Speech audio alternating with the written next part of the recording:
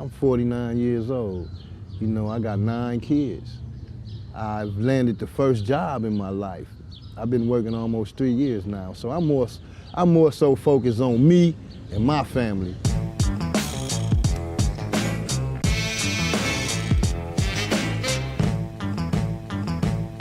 In my high school days, man, I was kind of active, man, you know?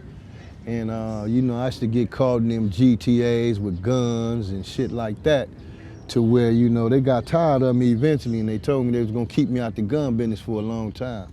So they sent me to the youth authority. I went to the youth authority. I ran into my boy Gangster in there at some point, and ran into a lot of guys that I was enemies with in juvenile hall and shit like that. Shit got a little deeper. Nigga got older, and you know, I did that part and left that part of the system. And eventually I caught a case and went to federal prison. And you know, I did that time and got out, and I eventually hit state prison. You know, and I done that time, and that's all behind me now. I've been out of prison for like almost 15 years now. I gave my number back, and I ain't planning on having another one. Back when I did time in the feds, it was more so like, it's totally different from the state back then. Now you have so many people that done went through there to where it's kind of like, probably like state prison now, but fed time was more so kickback. I was sent out of state at that time. You know, I went to Oklahoma, I did a little time in Texas, I did a little time in Colorado. And you know, I more so was amongst brothers from all over the US. Very few of them was from, you know, the low bottoms or, you know, LA. And the ones that were there at them times, they were Crips, and they was my boys. And we all stuck with each other. They had me like I had them. The Africans, Jamaicans, Belizeans, Pakistanians, Russians, everything. Was there a lot of white folks in the feds? Yeah, you had them there too. A lot of junkies, you know, drug addicts.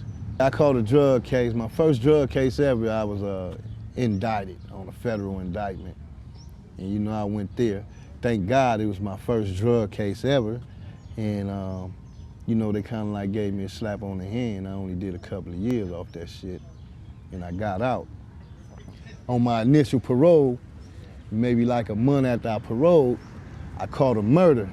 And I went and sat in the county jail for a year and some change. And I went to trial. And fortunately, you know, I was found not guilty. And, you know, as I did that time fighting that charge, my little federal probation, it ran out under the act that I was up under. So when I came back to the streets, I was a free man, done with the federal system. And, you know, as a few years down the road, you know, I kind of like, LAPD had like a grudge against me, particular officers that was involved in that case that I talked to you about where they had me in jail on a murder. And once I got out from that, they kind of like put some drugs on me, and you know, I went and did some county time and got back out, and when I got out from that, they gave me another drug case, and that drug case landed me in state prison. When I went to state prison, it was like a party, because I knew everybody, you hear me? Give a fuck where they was from. I've been somewhere with them, juvenile hall, camp, youth authority, federal prison. I knew everybody. And those that I didn't know, I got to know them through the ones that I already knew. And it's pretty much like that on these streets right now. I know everybody.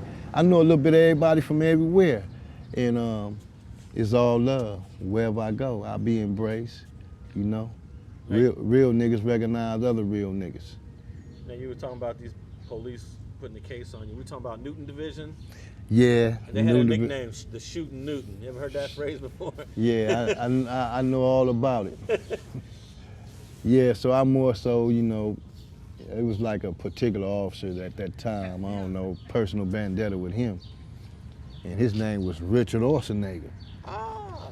I'm quite sure everybody know Richard Arciniega. Everybody knows a little bit of Arciniega. Yeah, he done put the whole Eastside in jail before. He's been putting Pueblos in prison. Like, he's the expert on almost every case on the East Side. Yes. And on federal cases too. Yes. Well, I did his whole career out here on the streets.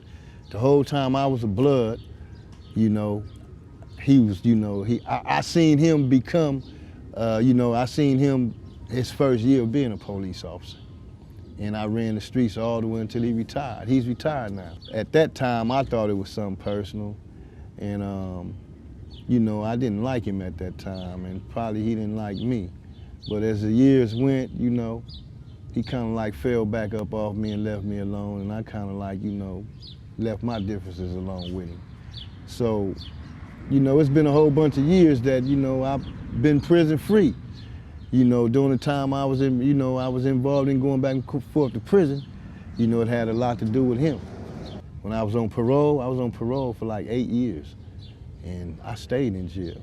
Jail was my second home. Sometimes my dad used to walk up and ask me, was I ready to go back home? And I'd be like, I'm at home. He'd be like, no, hell no, prison your home. But I got over that hump. Even some of my worst enemies, I had a guy, his name was Evil Curt. He rest in peace. He from South Side Compton. I met him in county camp, and we didn't get along for nothing in the world. And then I ran into him in the youth authority. And then maybe like 15 years went by, and I ended up in state prison, and the first person I see is Evil Curt. But thank God at that time, we was like on the same page.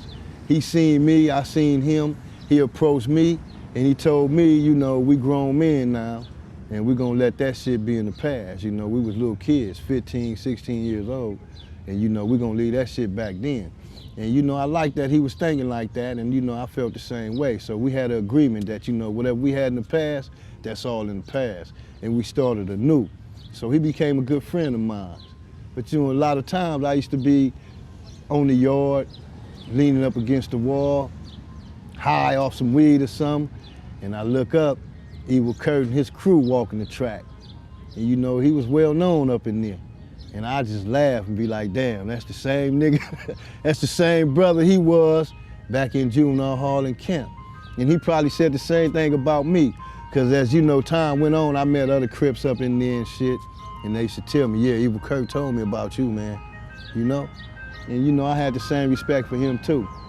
He wasn't nobody to be reckoned with, and he was for real about his shit, as I was too. You push me, you best believe I'm gonna push your ass back. And that's just how it is. And that's someone you knew for years, through the system. Through the system. Not on the streets. Never seen him on the street, all in jail. Thanks for watching StreetTV.net. If you're not subscribed, please hit that button below and click the bell to receive alerts and notifications. Like and comment below to give us your feedback, and be sure to watch the 2 related videos to the right. If you want to support this platform or follow us on social media, visit the links in the description and listen to our weekly podcast, The Gangster Chronicles, every Thursday. And thanks for watching StreetTV.net.